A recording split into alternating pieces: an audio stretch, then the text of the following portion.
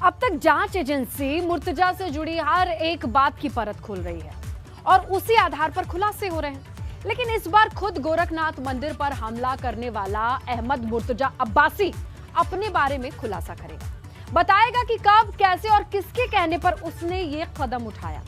इसके साथ ही उस रोज किसके साथ वो पहुंचा था गोरखनाथ मंदिर। तो सुनिए मुर्तजा अब्बासी का पूरा कबूलनामा।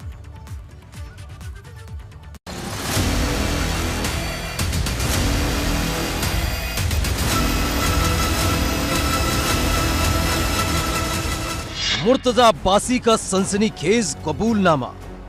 हमारे साथ जो गलत हुआ वो तो ड्राइविंग फैक्टर है, उसको मैं हमले की पूरी थ्योरी आई सामने। दिमाग में जो जस्टिफिकेशन, उसके बाद कोई काम करने से पहले आदमी जस्टिफिकेशन भी तो बनाता है। गोरखनाथ मंदिर पर हमले के बाद हड़कंप मच गया जब हाथ में धारदार हथियार लेकर एक शख्स लगातार हमले कर रहा था।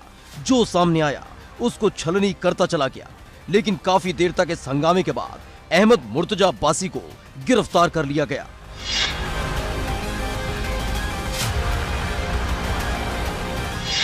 अहमद मुर्तजा अब्बासी से जुड़े हर एक तथ्य की तलाश यूपी एटीएस कर रही है। मुर्तजा के परिवार से लेकर उसकी पूर्व पत्नी से भी एटीएस पूछताछ कर चुकी है। तो वहीं उसके घर पर भी एटीएस ने जांच की, जहां से एयरगन से लेकर छर्रे और कई तीर्थ स्थलों की तस्वीरें बरामद हुई।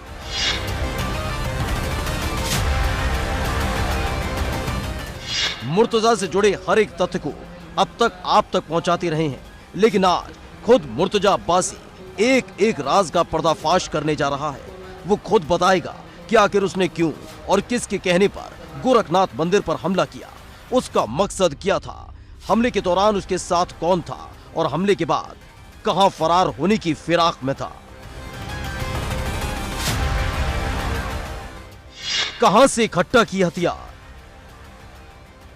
सबसे बड़ा सवाल यह था कि आखिर एक एक कर मुर्तजा धारदार हथियार इकट्ठा करता चला गया और बड़े आराम से गोरखनाथ मंदिर तक कैसे पहुंचा, क्योंकि उसके पास से 3 धारदार हथियार बरामद हुए हैं।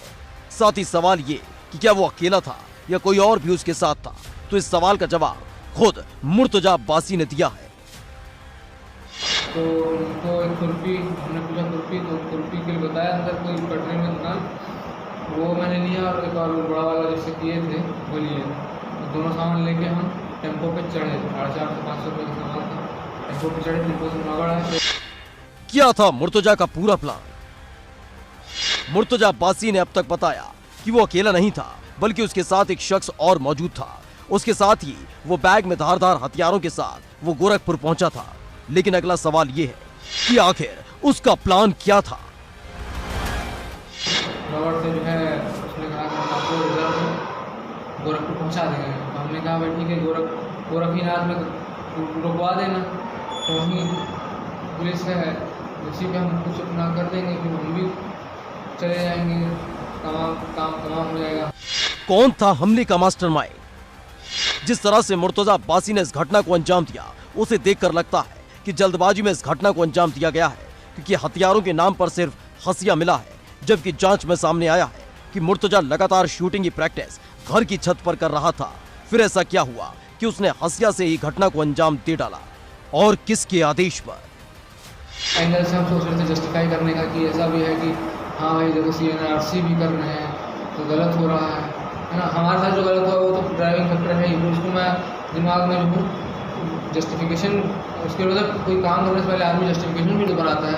उसको मैं जस्टिफिकेशन दे रहा था, देखो मुसलमानों के साथ जुल्म हो रहा है, कोई कर्नाटक में ये हो रहा तो हम अब कोई नहीं करेगा। तो मतलब उस तरह से मैं सोच के मैं बोला कि अब थक गया सोच में, बोला कर ही दो भाई, हम ये बीड़ा उठा ले मतलब हम मतलब अब हाँ यही सब कुछ लेके।